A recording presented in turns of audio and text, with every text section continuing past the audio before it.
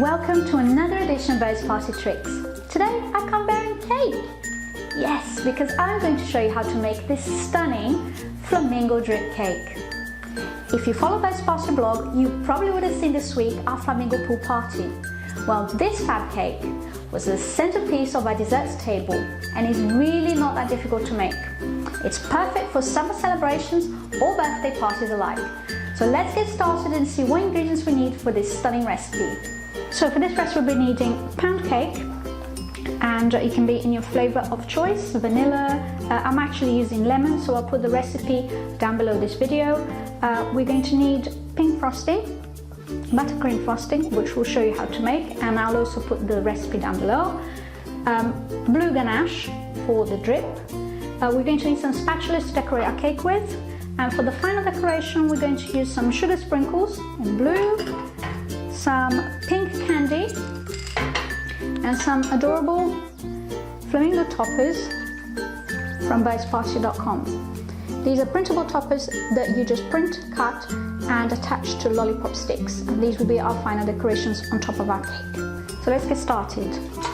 For the pink frosting you need a mixer with a paddle attachment or a hand whisk, sifted icing sugar, butter at room temperature, red food coloring gel, and flavoring of your choice. You can use vanilla, but in this case I'm using lemon because it's a lemon cake. We're going to add our butter to the mixer, and with a little of the icing sugar,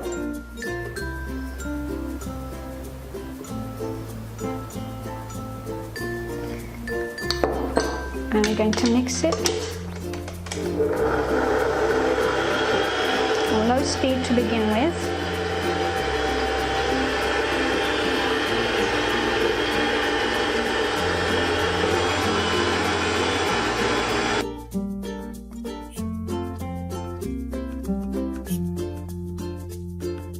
Now's the time to add your few drops of your flavoring.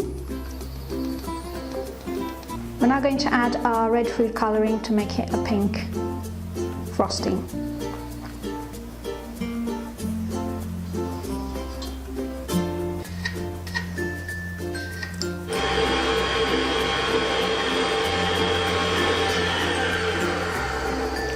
Once it's reached the color you want and the consistency you want, the consistency needs to be soft peaks so that we can frost the cake with. Now we're going to place some of the frosting for the filling into a piping bag, or you can put it in a Ziploc bag also. This is just for the center of the cake. And we're going to refrigerate the frosting and the mixture until we're ready to frost our cake.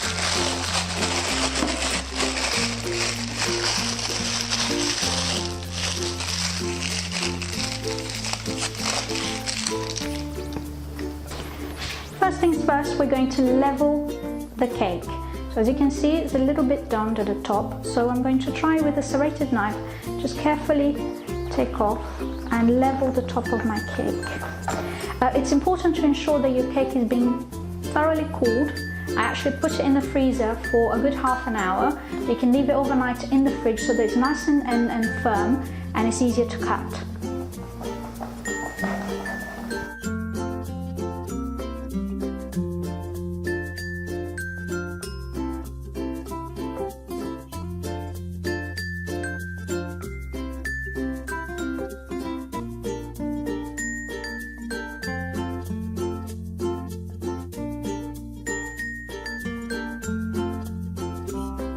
After your cake is level, what I like to do is actually turn the cake around so the flat bottom becomes the top.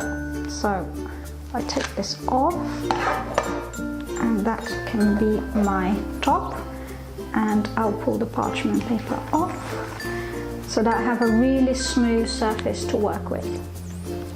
Now what we're going to do is roughly measure about halfway along the cake, and with a serrated knife we're gonna slowly cut around very gently, just to mark the middle of the cake all the way around, so that then we have a guide where we're going to cut to fill the middle of the cake. Now that we've marked the cake, we're gently going to take the knife and make it so that we cut as much as we can in the center of the cake. Don't worry too much about the crumbs there, because we're going to use frosting and it's all going to get covered. So we've got the cut all the way around the cake, and we can lift to frost the center of our cake. And a little tip to keep the cake from sliding too much on the cake plate is to use a little bit of the frosting underneath, as I've done here, and it acts as a little glue to keep our cake in place whilst we frost all around.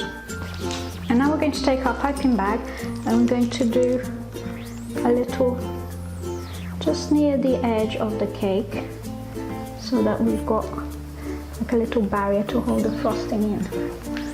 At this stage you could fill it with jam, with peanut butter, anything you'd like in the center, or more ganache, but I'm just going to use the same frosting.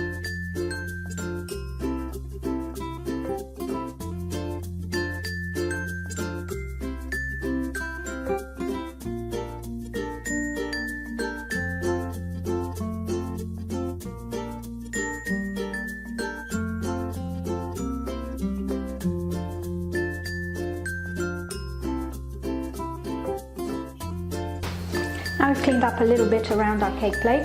We're going to start frosting the outside of the cake. Again, making sure the ganache, the frosting is really cold and the cake, so that it doesn't melt your frosting. And it doesn't have to be perfect, because this is a homemade cake. That's the whole point of it, is that it's a little bit homemade.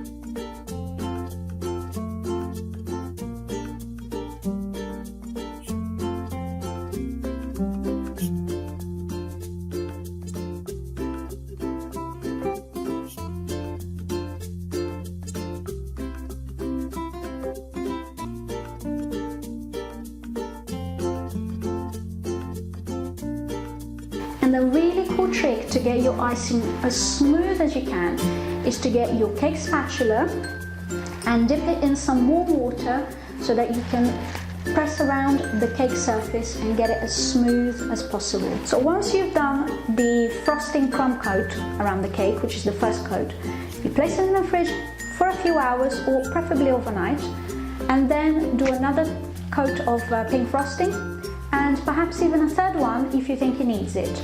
I've gone ahead and done a second coat, and my cake now is ready for the blue ganache topping. For the blue ganache, you're going to need white chocolate chips, the ones that have quite a high cocoa butter content, and gel blue food coloring, and some toothpicks. You're going to melt it in the microwave at 30-second intervals and stir in between.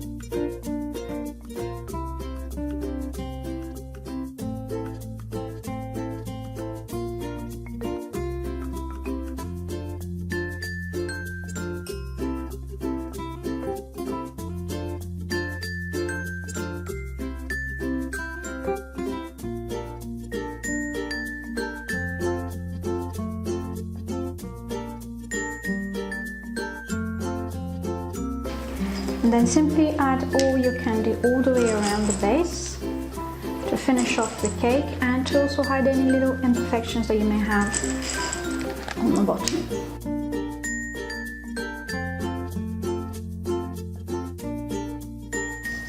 And then we're going to add some blue sprinkles on top.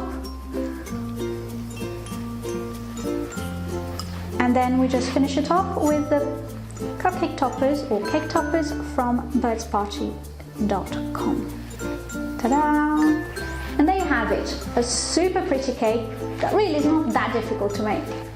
I hope you've enjoyed this tutorial and have a go creating your own flamingo cake at home.